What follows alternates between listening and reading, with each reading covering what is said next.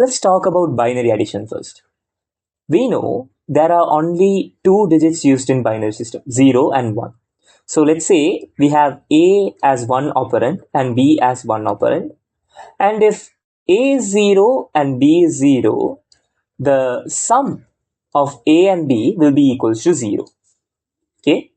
And if A is 0 and B is 1, the sum is equals to 1. And if A is equals to 1 and B is equals to 0, well, the sum is equals to 1. And finally, if A is 1 and B is 1, the sum is equals to 1, 0. Why? 1 plus 1 is equals to 1, 0. Okay, you can test this by using decimal also. Okay, you can decimal number system, you can convert it to decimal number system and check, and it will be 1, 0. There is nothing weird about that. But if we use the normal logic gates to find the answer, okay, build a system for this specific scenario, the problem is we can't represent 2 bits output. We can't represent 2 bits output when it comes to building a system that does binary addition. If we ask a computer to do this, they won't know how to produce another new bit to this system, okay, as output. They won't know. That's why we need half adder. And this half adder, what it will do is actually, it will consider that 1 plus 1 in the last condition. It is the only weird condition. Here we have only 1 bit output, 1 bit output, and 1 bit output. Here it becomes 2 bit output. So that's the problem. That's where the problem lies. That's the new thing that we have to learn. So when this combination occurs, 1 plus 1 occurs, what happens is the computer understands that the sum is actually equals to 0. It is not 1, 0. The sum is equals to 0, but 1 plus 1 actually creates a carry. Okay, when we are doing binary addition, this means there is a carry to the next column. So I just have to create a new bit. Okay, I just have to create a new output bit to show that whether the carry is present or not. So here are all these three scenarios. In all these three combinations, the carry is 0. Okay, but in the last combination, the carry is 1, but the sum is 0. What do I mean by this? Okay, what do I mean by this? What is carry? Why do we name that carry? Well, when you are adding two binary numbers, do you remember we did the addition like this? 0 plus 0 is equals to 0. Okay, and 0 plus 1 is equals to 1, and then 1 plus 0 is equals to 1. Okay, 1 plus 0 is equals to 1, and then 1 plus 1 is actually equals to 0, but we send a carry here. Here there are no other numbers, so that's why the output will be 1, 0. This 1 here is not the sum, it's the carry. Here also a carry exists, and that carry is 0.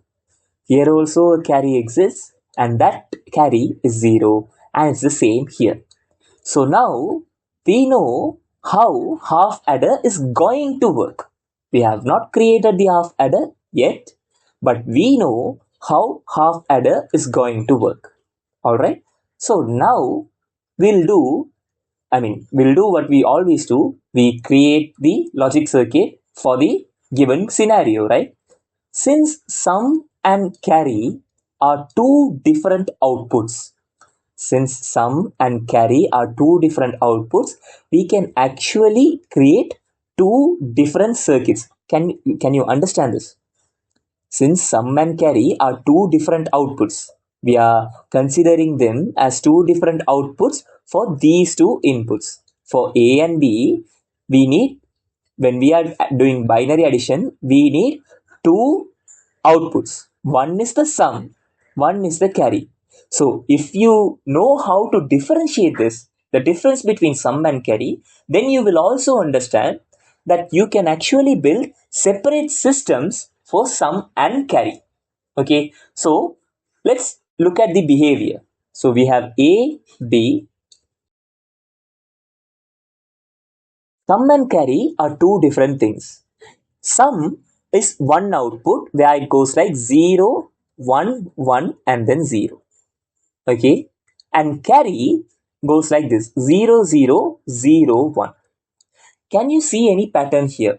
First of all, let's take a look at sum. Okay, so if we are using min terms in the truth table, if we are using min terms, we will choose these two, right? We will choose these two, m1 and m2. So S will be equals to a bar b plus a b bar. Or if we had chosen the max terms, which are m0 and then m3, S will be equals to a plus b into a bar plus b bar. Now, what is this? What is this? What is this? Well, a bar b plus a b bar is actually the XOR gate. Okay, is actually the XOR gate. So, S can be given as A XOR B. S can be given as A XOR B. And this is another representation of XOR gate. So, S can be given as A XOR B here also. So, now we know how to derive S. Okay, now we know how to derive S as a separate output. Now, let's talk about carry. Carry is pretty straightforward. If we chose the max terms, okay, it will be M0, M1, and then M2. So C is equals to, we can say A plus B into A plus B bar into A bar plus B. Okay, we have these three terms. Now we can simplify this. We can use the K map, but this looks pretty straightforward to me because we have A plus B into A plus B bar here. So that will be equals to A plus B B bar or B bar B into A bar plus B. So we know that is equals to A into A bar plus B. Why? B bar into B is equals to 0. Okay, so that will be equals to A bar plus AB, and we know A bar is equals to 0, so we will get AB. C is equals to AB. Okay, C is equals to AB. So that's one way. Or if we had taken the min terms, okay, if we had taken the min terms, you can see, right? Yeah, you can see. If we had taken the min terms, C will be equals to AB. It's direct. Okay, it's very direct. What is AB? It is the AND gate. We are going to use the AND gate. So in the half adder, there are going to be two outputs, the sum and carry. For sum, we are going to use the XOR gate, and for the carry, we are going to use the AND gate. That's the basic idea. Okay, so let me draw the circuit for this. We have done the truth table, we have done the simplification. Now we have done the Boolean expression and then the simplification, and now we are going for the circuit. The fourth step, the circuit. Okay, so let me draw the AB lines. First of all, let's draw for S, where we will send A and B through a single XOR gate. Now this is the sum or S. And then we need carry, which is A dot B. So we have to send A and B through an AND gate. So now I'm doing that exactly. Now we have the C. That's it. This is the half adder. There are two outputs. For two inputs, there are two outputs. Okay, so let me write that down. For half adder, or simply said HA. HA.